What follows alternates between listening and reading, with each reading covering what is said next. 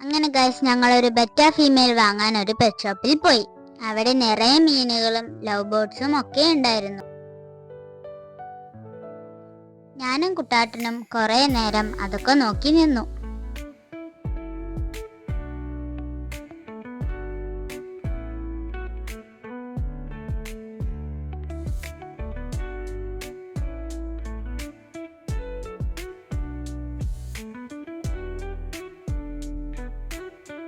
അവിടെ നിന്ന് ഞങ്ങൾക്ക് ബെറ്റ ഫീമെയിൽ കിട്ടിയില്ല. അവിടെ ഒരു കുഞ്ഞു കിണർ മരം പോലെ ഡിസൈൻ ചെയ്ത് വെച്ചിട്ടുണ്ടായിരുന്നു.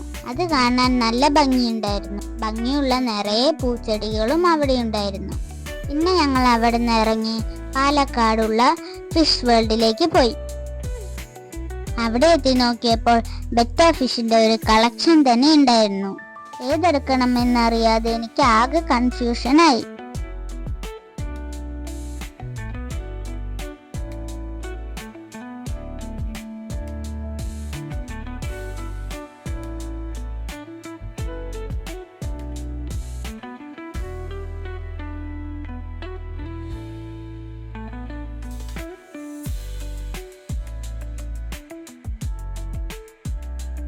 അച്ഛനും ഏട്ടനും ഞാനും കൂടെ തിരഞ്ഞ് അവസാനം ഞാനൊന്ന് സെലക്ട് ചെയ്തു.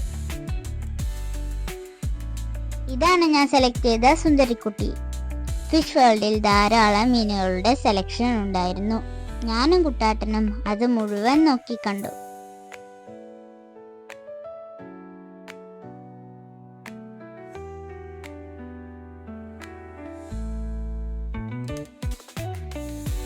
പെറ്റ്സിന് വേണ്ട ഫുഡും ഫിഷ് ടാങ്കും ടാങ്കിൽ വെക്കേണ്ട ചെടികളും അവിടെ ഉണ്ടായിരുന്നു.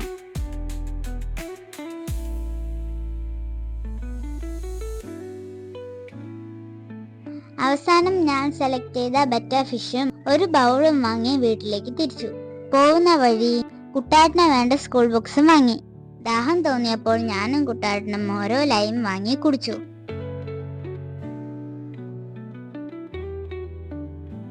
ഈ ചുവന്ന സെഞ്ചി നിറയെ കുട്ടാട്ടിന് വാങ്ങിയ ബുക്കുകളാണ്. എൻ്റെ കയ്യിലിരിക്കുന്ന സുന്ദരി കുട്ടിയെ ബൗളിലിട്ടൊന്ന് സെറ്റാക്കിയെടുക്കാം. ഗൈസ്, ഏട്ടൻ്റെ മെയിൽ ഫിഷിന് ഒരു പെയറായിട്ട് ഞാൻ ഫീമെയിൽ ഫിഷും വാങ്ങിച്ചിട്ടുണ്ട്.